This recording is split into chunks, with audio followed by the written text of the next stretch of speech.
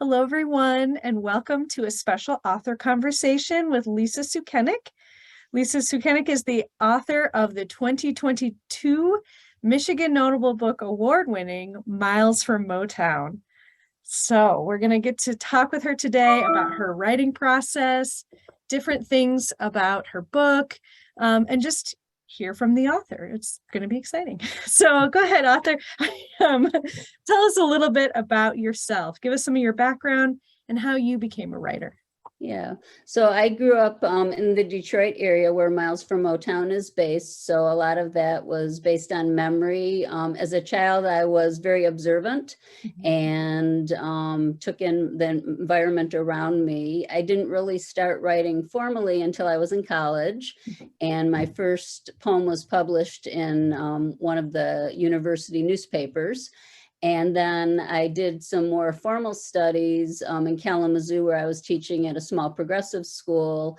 And I was fortunate, we had a month called March Winds where we brought in artists and poets. And we were lucky to have people like John Rubicki and Elizabeth Kurlikowski and Jack Riddle and Di Seuss. So it was this huge, huge, huge, rich environment. And when the children wrote, you know, they would encourage us to write. And so my interest kind of came from there. And then in 2002, I moved to Chicago for the job at the University of Chicago Laboratory Schools to teach third grade, and got comfortable teaching and, you know, living in Chicago. And then I had the opportunity to take classes through the university, through the Graham School. And so they, at that point, they had a certificate program. And so I was doing the certificate in poetry, and I got to work with Alice George and Dina Ellen Bogan. And then at the end of it, it's like a reading, kind of like an MFA, and you work on a final manuscript. So that brought me up to starting with the poetry and more formal and studying with people. And then literally right after the summer of that, there was a Room of Her Own foundation, and at the Georgia O'Keeffe Ranch, they would have women's writing retreats every other year. And I was fortunate enough to be part of that in 2009, 2011, 2013, and 2015. Wow. And the same thing, I was just surrounded by these amazing writers. Cynthia Leitich Smith was there, Eve Shockley was there, and Rita Dove and Marilyn Robinson. So it was such a rich literate environment that I know all of that information was going in my head, and from learning from other writers too. I love that. Yeah, go ahead. Yeah, I was just saying, I love that, you know, being able to learn from these other authors and other writers, and just you're kind of soaking it in like a sponge. I love that. Right. And everything that I did every summer, I would then do with my students and with their writing also, and learning. So it was teaching and learning going on at the same time.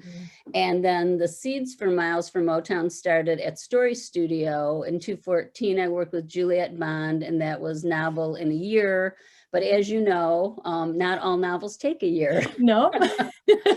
Some are shorter and some are longer, but it being my first one, it was longer than that. It started off in prose initially, but the main thing that helped me was the Society of Children's Book Writers and Illustrators in Illinois, which we have a really strong chapter, and they offer free workshops and all these wonderful opportunities. And so at that point, I was writing it in verse, and then one of the agents took notice of my work and wanted to read more, which was very exciting and terrifying at the same time. I was like, oh my gosh, they want me. But then I was like, now what do I do? And then I had a finalist for that. And then not much more than a year later, I had two more opportunities where my book was named finalist for the Laura Crawford Memorial Award.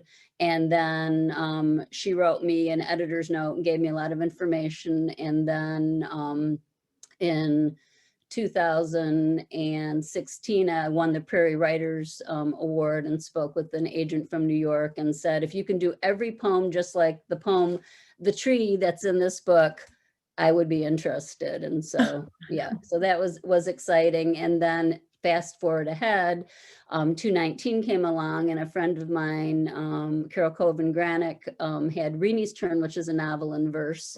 And I thought, well, if they like Carol's book, maybe they'll like my book. And I didn't win 219, but I was a finalist. And with it came a publishing contract saying, we wanted to get this to you right away, just in case anyone's looking at it. I'm looking behind, so you're like, there's a lot. Lots of people. So it was so exciting. Yes. That's amazing. I mean, and I love to, I think it's really encouraging. We've had a few authors who have talked about how they really came to writing later on in their life. Like, it wasn't their first career. And, it's just sort of it kind of grew out of a love that they had starting in the beginning or early on. But then finally it's like, okay, it took fruition later. I think that's really encouraging, because I think a lot of people think, oh, I have to be a writer by the time I'm 20, and it's like, no, it's not actually how most people's story goes. Right. So that's wonderful. I guess this is a good question. We've kind of heard about your process, how you became around an author and a writer. And I guess the real question is, why do you write? And what is your writing process? What does it look like? Okay. So I think I've always been compelled to get language down on paper. I was the youngest of 3 girls, and I picked up a pen when I was about 2 years old and started writing, and I have beautiful handwriting and script. It looks like calligraphy. Wow. And so I think I was developing like the small muscles, and who knows what was going on, with the rest of it, right? But so for writing, for me, physically writing, is very pleasurable, and it looks neat, and I can do that well. But I think the ideas, I am very extroverted, but I'm also very introverted. So I say I'm an extroverted, but an introverted introvert, because when I'm teaching, I have to be extroverted, right? I have to be out there. I have to be entertaining, engage the children. But when I'm not, I'm actually fairly quiet. And I think most writers are observers, they're quiet, and you spend time alone writing, certainly you get feedback further down the line. But my writing process is very much kind of a collage thinking. So I will frequently take writing from other things and insert them into other places. And so my process is, I'm not one of those write every day kind of person. I'm trying to be that kind of person. And dedicate that time, because they say if you could write at least 20 minutes a day, you're in good shape. And so that process for me of that training started when I was in a haiku book. After the Arojo, a bunch of women got together and said, let's write a haiku a day. And so that was my first formal publication, Everyday Haiku. And I thought to myself, if you can't write at least 17 syllables a day, you need to reevaluate things. And so that's what got me started into like a more formal process, and not using the excuse, no, I don't have time, I can't do this, I can't, it is very doable. For the process of writing, due to the fact that I entered this book through poetry, poets are very succinct and they revise a lot. And a lot of the advice that you get from writers is get that first draft out, just write it and do that. And I'm sad to say that's not how I did that. I did some going back, and eventually, I had to write forward. I do physically manipulate the words. So I will actually print up the whole story. Kekla Magoon did a really nice thing where she would do sticky notes for color, so you can see what themes come up, what characters are coming up. And Linda Sue Park does something where you like shrink the manuscript, and then you paste the whole thing out, and then you can really visually see it. So I know there's a ton of computer things that you can use, different note programs, but I'm still actually, do a lot of physical cutting and pasting and moving around myself. That's cool. I like that. It's literally, you said you do collage. I mean, for you, it is literally collage. You're cutting out the words and you're putting them in different spots. And I love that. And I think that's my brain was working overtime when some of the ransom poem poems came into the story as well. Those very short kind of found poetry type of things. Yeah, I love it.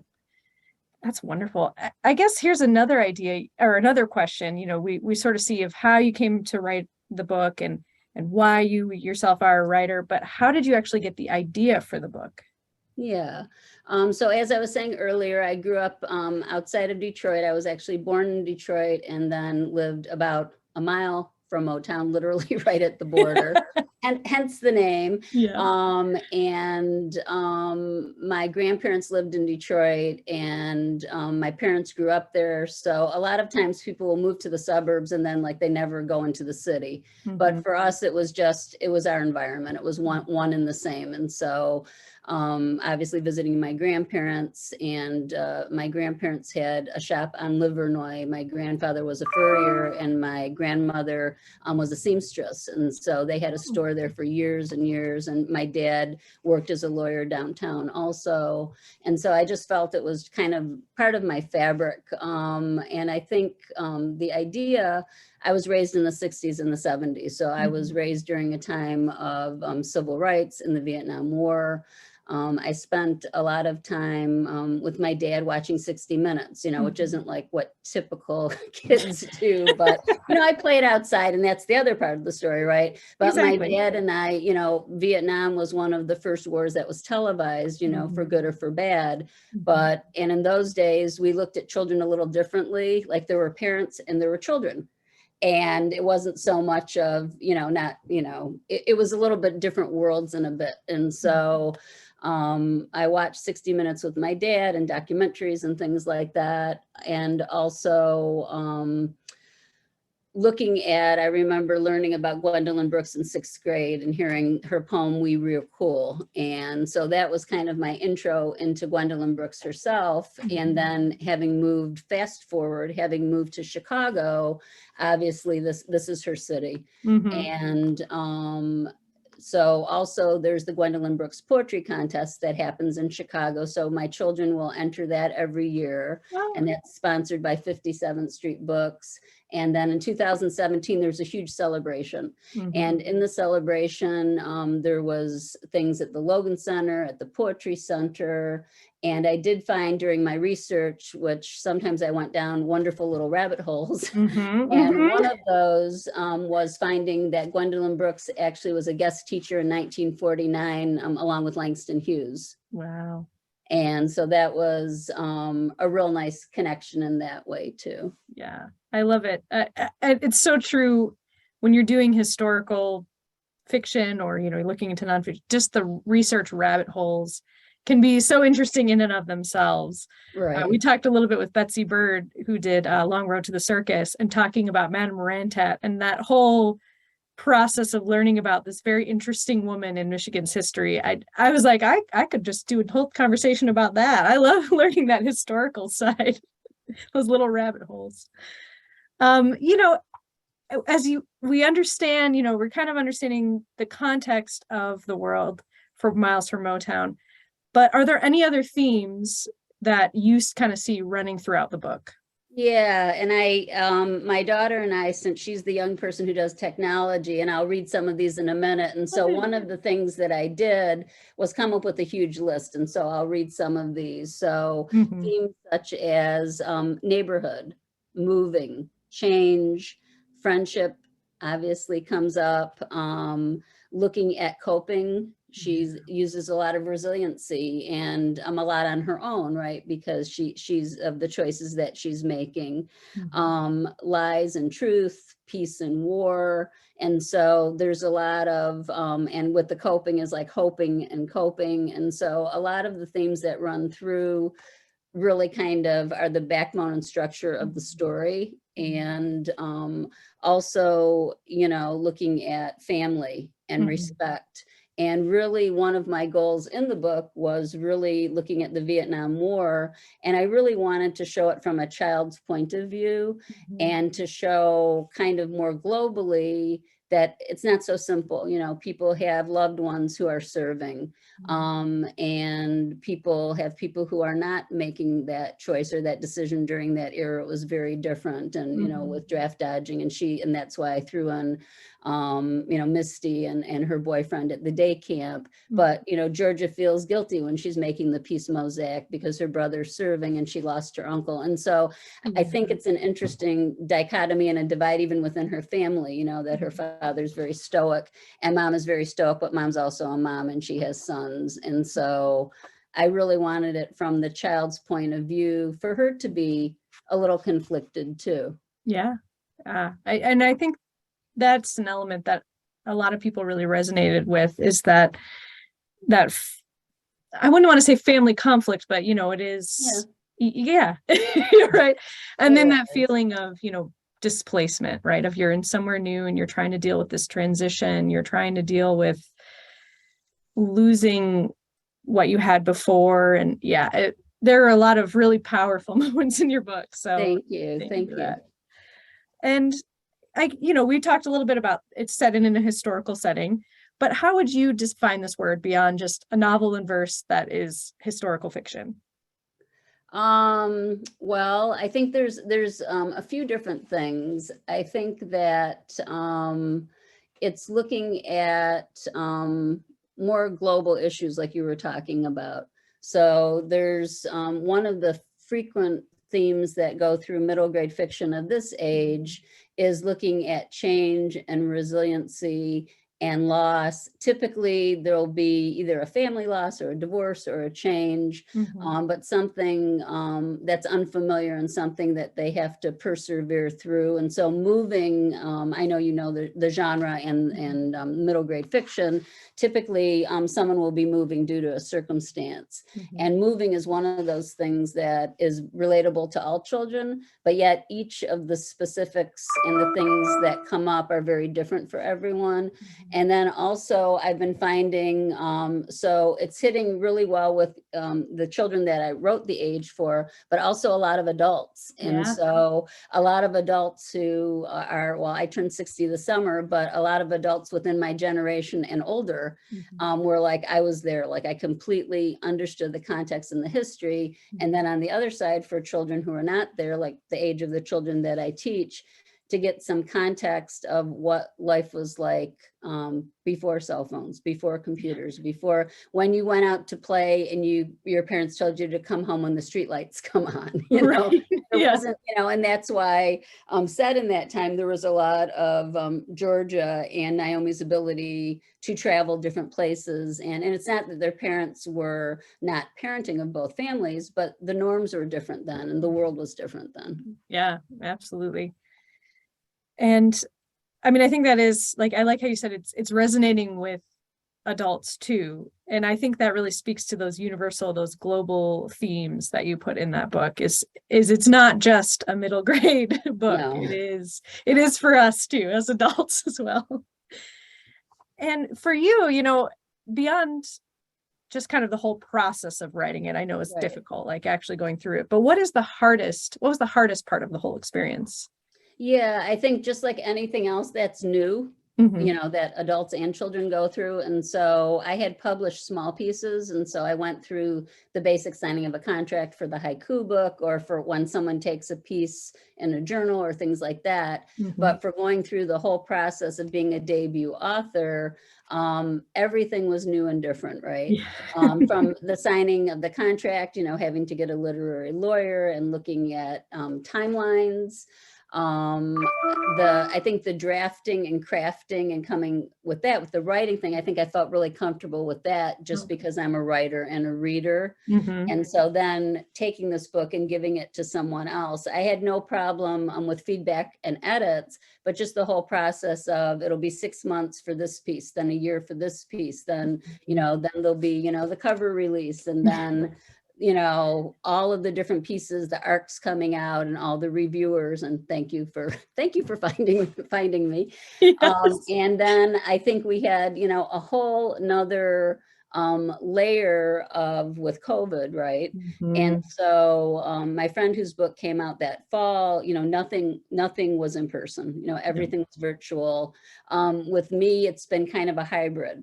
Yeah. So at this point, I've had some virtual events, I've had some in-person events, I've had some virtual school visits, I've had some in person.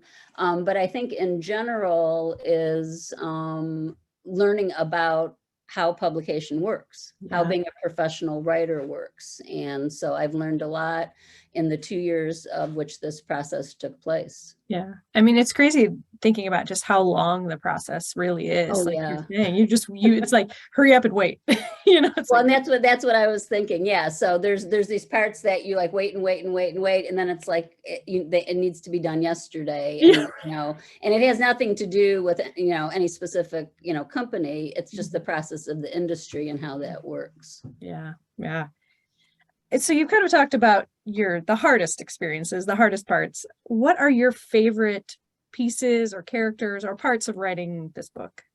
I love Georgia. I love her so much that I've been working on my work in progress this summer. Mhm. That today I had to like completely say I'm not going to work on the book this morning because I need to be in Georgia's head. And when fall came, because we're coming up on my 1 year anniversary, my book came out August 21, 2021. Oh, cool. And so it's almost a year. And I literally told myself for August, September, October that I wouldn't work on the other book at all. Once November passed, it was like, okay, get back to work Yeah, because I right. did a really good job at it. But I love Georgia because the difficult decisions she makes, she's so authentic and true to herself, and she Mm. does something by writing the address that's not her address, that's her aunt's address, is out of character for her. She wouldn't do something like that. And so I think looking at her being contrary, having a secret from her mom, but then that's the age where all those separations start happening a little bit, where mom is your confidant, you come home from school and tell mom or dad or whoever, the parent, everything. And then this transition into middle school, things shift, your allyship shifts, you're who you are as a person, how are you going to operate in a new world? What does that look like? And so I really like that. I love that she has a mentor and idol of Gwendolyn Brooks, Mhm. and that she's comparing Detroit and Chicago and considering herself as a poet, as her teacher does in the very beginning. Mhm. And I think she takes herself, seriously in that way. And but also lightens up a bit to have fun with Naomi Mhm. and be in the neighborhood and just be a kid and not worry so much. Yeah, right. Just be a kid. Yeah. Yeah. Yeah, I loved Georgia too. Her voice was very strong. And Thank you. I mean, that's probably why a lot of people loved the book too. And so I guess this is a little bit of, for our curiosity, what did it mean to you to be selected as a Michigan Notable Book Author?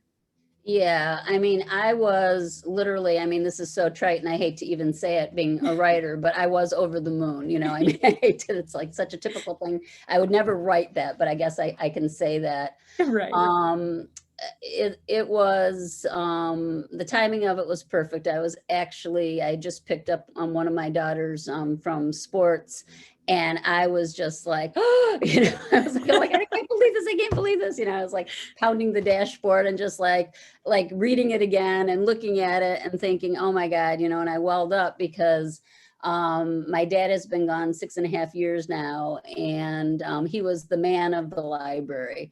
So Mhm. he couldn't just go to a library. He went to the Dearborn Public Library. Yeah. He went to the Detroit Library. He went to the Lansing Library because what his life work was, he was a lawyer, but he was also, he owned land and he did building. And so he always, had to make copies of things, right? Oh, yeah. And back in the day, mostly, and what he needed were the official documents Mhm. and being able to copy them firsthand as well. And so I just kept thinking about how much that would mean to him and my mom. Also, my sister also lived in Detroit for a while. She went to Wayne State. Yeah. And so it felt, it felt very much a core of how I had grown up. And for having this award to be, from the Library of Michigan, that was kind of just the pinnacle of all the things where my books went out. This one is really, it means so much to me. Oh, I'm so glad to hear that. I mean, we were very excited to find it. It was it was a great notable book. Yes, I thank the committee for finding it and selecting it and making that selection. Yes, thank you. You're welcome. And I guess this is our chance for you to kind of toot your own horn a little bit. why do you think people should read your book? Well, I think they should read it. I mean, one thing that that you mentioned and that other people have mentioned is that the voice is very strong in the story, and that she's a compelling character. And from what I've studied and learned, and I've gone on, the highlights, workshops and all those things, is when you talk to the editors and the agents, they'll have panels and they always say, what are you looking for? And they might give categories, in certain topics, but they always say the voice. And the question that always comes up is, can you tell me about what you mean by voice, even though we all understand what voice means? And 9 times out of 10, the authors and the agents and the editors say, I know it when I read it and when I hear it, and so do you want to read on? So one thing that I know with people when they're reading my book, a lot of them read it in one sitting. Yeah. And, it's a novel in verse, so it's shorter, right? Jacqueline Woodson has this wonderful quote, and I'm not comparing myself to Jacqueline Woodson. She is an idol of mine, just She's like amazing. Gwendolyn Brooks is an idol for Georgia. But one of the times I had the opportunity to be at a lecture of hers, she said, people will say, I read your book in the afternoon. And she says, please don't. It took me 4 or 5 years to write that thing that you do, and obviously it's a compliment, and, there's many levels to it. But I think it paints a picture of a time period that, and not like you're taking a history class kind of way, but it sets the backdrop of what life was like in that time during that era. Right. It helps people, well, I would say mostly kids who don't understand that time period. It helps them feel like this is what it would be like if I were just dropped down in this time and in this place, and like how would my life look like? Right. And I think there's probably, some nostalgia on my part of kids being able, because I work, I teach for kids to, not having, their head in the gadgets, and just really responding, to their environment and to their world. Yeah, definitely. Now you've mentioned a few writers throughout this interview, but I guess here's another chance for you to plug some other excellent writers and authors out there. What writers do you find yourself reading currently? Yes, so I am currently looking at books that I'm going to possibly use with my students after many, many, many years in 4th grade. I'm going up to 5th grade next year. Wow. And so, which is great because I tend to select books, not that they're high, but that deal with, pretty decent issues for conversations and things of that sort. So the last book that I just read, one is Res Dogs by Joseph Bruchac. Yes. And it is wonderful. And we are going to be starting the year. Well, we won't start the year. We're going to start the year with Celia Perez's book. But the one that probably October, November will be Joseph Bruchac, the novel in verse. And the other book that I really loved that I read this summer was Singing with Elephants by Margarita Engel. Oh. And I think the two of them are a really nice juxtaposition because Joseph Bruchac is this amazing writer, and he looks at the poem in a different way, but the amount of history that he's getting out there with nominal words is so powerful. And I think that's part of what's so amazing with the novel in verse. And Margarita Engel is so lyrical, it's almost like a song or a dance. And so the two of them, it was a really nice bookend, and I loved, and I will promote your books. I want to share the books that I've read for the 10, because my goal is to read all 20 I want to read all the 2022 books. And so I've been working on that. And so a while back, I read Call Me Athena. Oh, yes. Which I am going to read and reread. And I had the opportunity to meet Colby Cedar Smith, and she was delightful. Yes.